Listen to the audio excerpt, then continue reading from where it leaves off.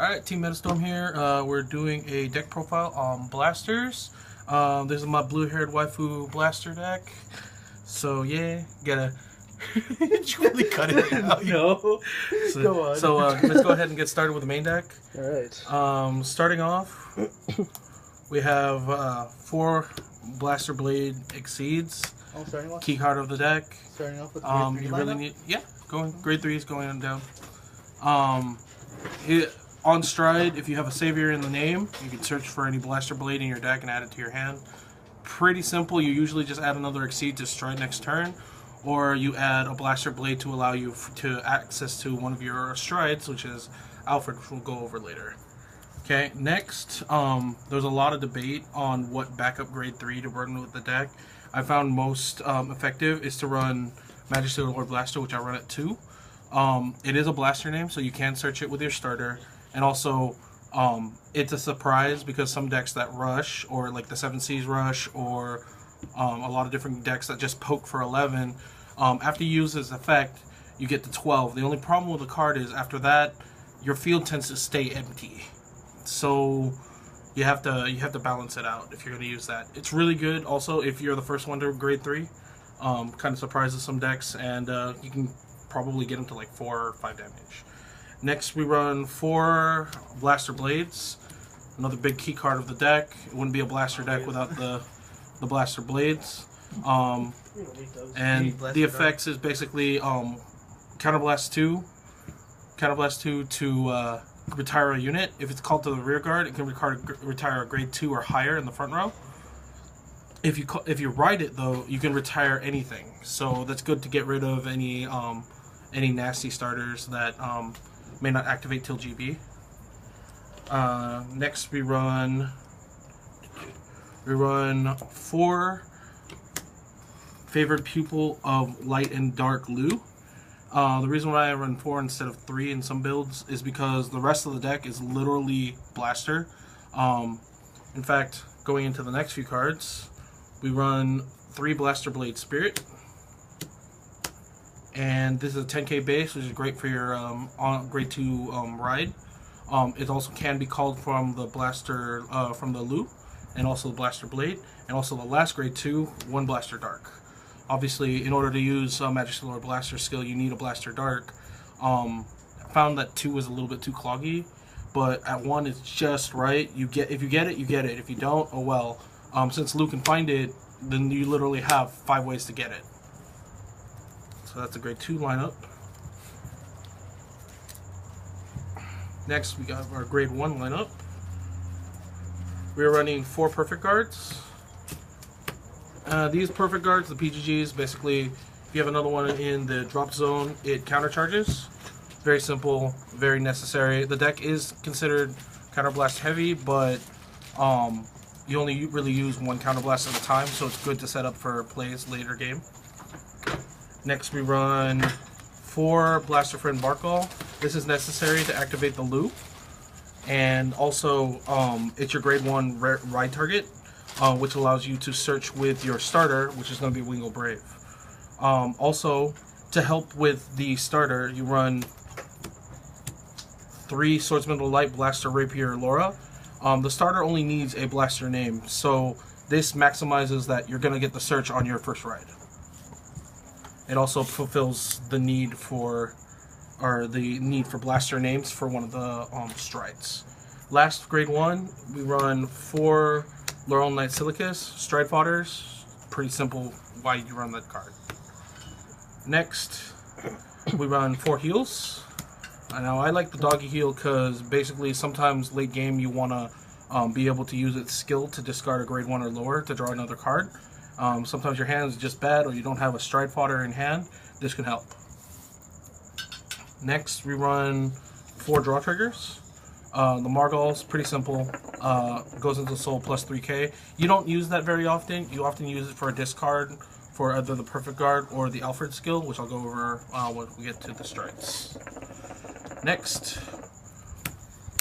one of the most broken crits in the game, Floral Paladin Flogel. Basically, her skill is after your Blaster Blade, specifically only your Blaster Blade, after it attacks a Vanguard, you can use its skill to put it back into the deck for 1 counterblast, shuffle, and stand it back up.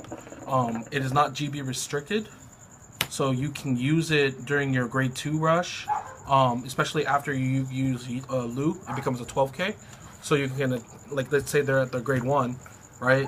You attack for first with this boosting the Lu.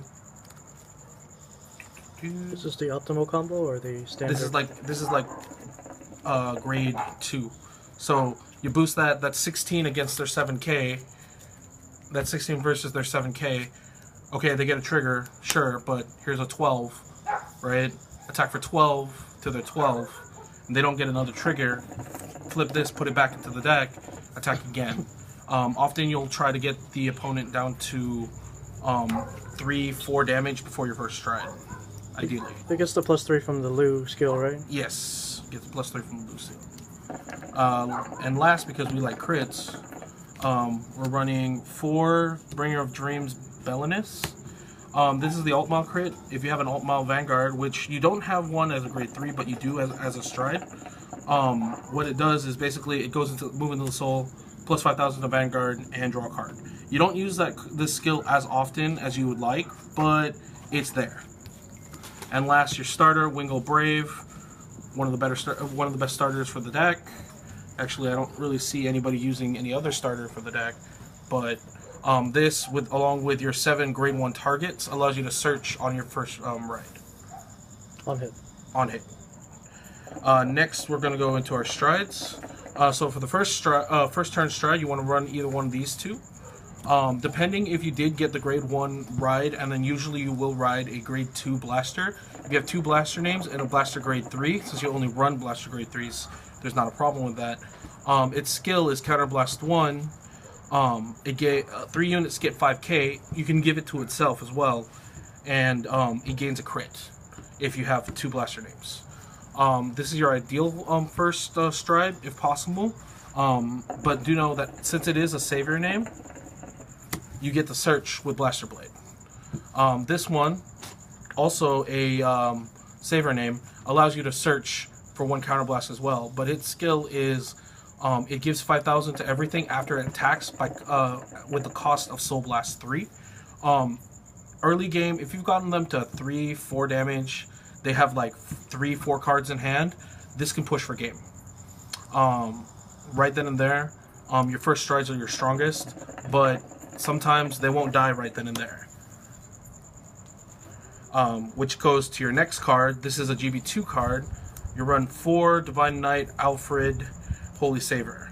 This also allows for the Exceed Search, but its skill at GB2 is Counterblast 1, discard a card, flip over another copy of itself, give a Blaster Blade on the field Twin Drive. Essentially, you're only going to net 4 cards, but it's a Pentadrive. But it is a Pentadrive. It is capable to combo things like the Flogel with a Blaster Blade. This adds so much pressure. Unless they have a way like Hetero Hound, Denial Griffin, or something like that to stop the second attack, this card is almost like unbeatable. But this card is basically like your key card for once you get there. Of course, everybody is ready for GBT 11. We plan to post GBT 11 once that drops, and give with the new changes.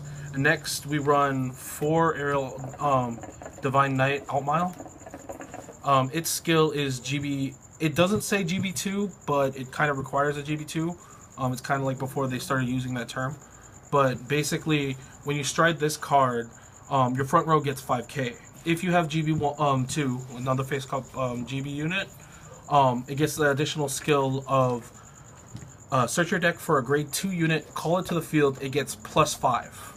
So you can set up for combos like if you have this already on the field, you'll call out a Blaster Blade in front of it, and now that Blaster Blade gets the +5, so this is a 21 column, plus the 3 from the Alt-Mile, and on top of that, any triggers you put on top of that. Even more devastating if you have this on the field as well. So then you get a 16, 21, 24, right? Then you stand it back up, that's another 17, plus any triggers that you put on it.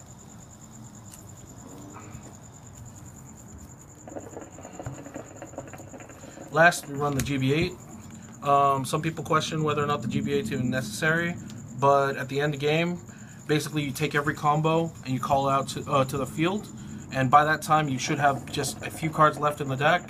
Often you can make it so your deck is nothing but triggers. That's pretty hard to beat.